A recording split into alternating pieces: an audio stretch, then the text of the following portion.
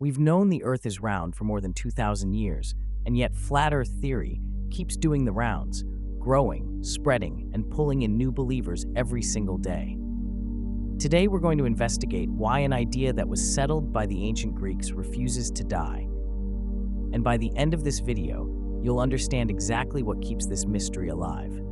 Here's what makes this genuinely strange. Around the 3rd century BC, a Greek mathematician named Eratosthenes measured shadows in 2 different cities and calculated the circumference of the Earth. His figure came remarkably close to the number we use today. So this is not a new debate. It was answered before the Roman Empire even existed. And still, a YouGov survey of more than 8,000 American adults found that as many as 1 in 6 were not entirely certain the world is round.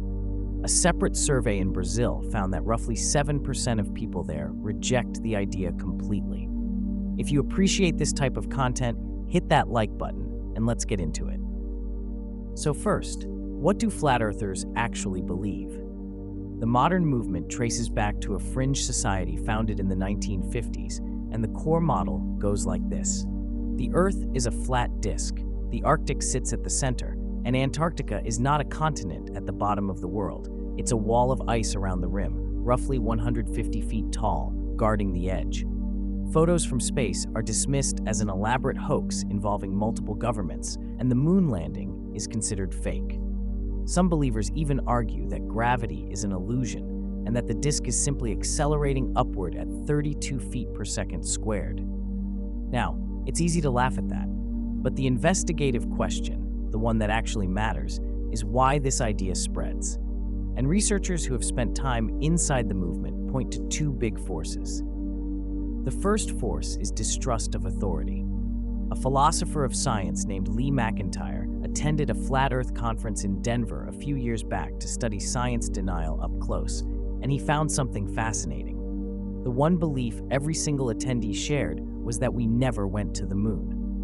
When he showed them photos of Earth taken from space, they simply said the photos were fake. In other words, many flat earthers are more invested in the existence of a conspiracy than in building a working model of a flat planet. The shape of the Earth is almost secondary. What they're really rejecting is the institutions telling them what to think: governments, space agencies, and the scientific establishment. The second force is do-it-yourself science, and honestly, this one is the most interesting. Researchers who analyzed hundreds of flat Earth videos found that believers see themselves as freethinkers. They distrust what they call book knowledge and complicated math that ordinary people can't replicate, so they run their own homemade experiments instead. They genuinely see themselves as modern-day versions of Galileo, lone observers standing against a corrupt establishment. And when a belief becomes part of your identity like that, no amount of evidence lands the way you'd expect. Quick break. If you're fascinated by the mysteries of history, archaeology, and the science behind the world's greatest discoveries, subscribe to Conscience and join thousands of curious minds uncovering the truth, one mystery at a time. Now, back to the investigation. Because here's the twist. The evidence for a round Earth doesn't require NASA at all. You can check it yourself, which is exactly the kind of experiment flat earthers claim to love. Watch a ship sail away from a harbor, and it disappears hull first, bottom before top, exactly as it would slipping over a curve.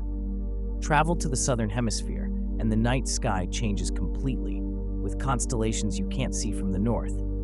Something that's impossible on a flat plane where everyone shares one sky. And a free-swinging Foucault pendulum slowly shifts its plane over the course of a day, physical proof that the ground beneath it is rotating. So why does flat Earth theory keep doing the rounds?